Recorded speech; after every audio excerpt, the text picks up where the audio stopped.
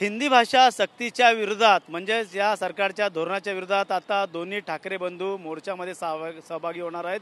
पाहायला गेलं तर 5 जुलैला हा गिरगाव चौपाटीकडनं मोर्चा निघणार आहे। पाहायला गेलं तर याच धर्तीवरती आता ठाण्यातील कळवा परिसरामध्ये मोठ्या प्रमाणात दोन्ही बंधू एकत्र असल्याचं बॅनर या ठिकाणी आपल्याला पाहायला मिळत आहे। याच बॅनरवरती हा राजकीय बॅनर नसून एक मराठी माणूस अशा प्रकारचा बॅनर या ठिकाणी लावण्यात आलेला आहे। महाराष्ट्र आणि मुंबईत एकच ब्रँड ठाकरे ब्रँड, जेव्हा मराठीची भाषा एक धोक्यात येते तेव्हा रक्तातलं नातं जागं होतं। चला ठाण्यातून आवाज द्या, हा लढा फक्त भाषेचा नाही तो अस्तित्वाचा आहे।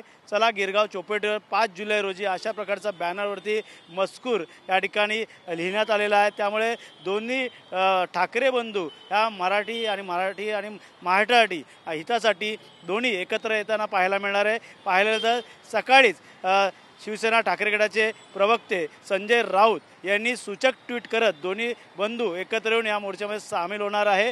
जय महाराष्ट्र अशा प्रकारचा सूचक ट्विट केल्यानंतर सकाळपासूनच आता राजकीय वर्तुळामध्ये अनेक चर्चेला उधाण याला पाहायला मिळतं आहे। मात्र हे सरकार आता हिंदी सक्तीवरून ज्या मुलांना विद्यार्थ्यांना ज्या 5वीच्या अगोदर जे हिंदी पुस्तकाचे हिंदी धडे देण्यात आलेले ते कुठेतरी आता वगळण्यात येईल का?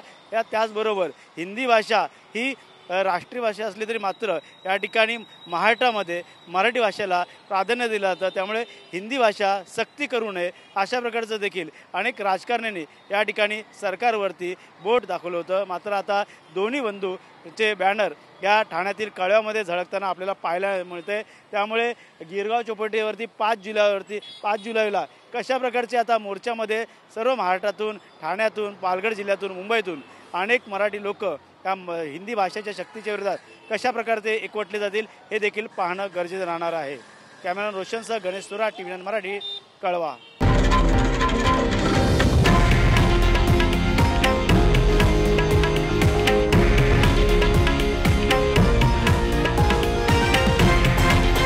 हे आहे देशातील नंबर 1 न्यूज नेटवर्क आणि आपण पाहत आहात TV9 मराठी, एकमेव।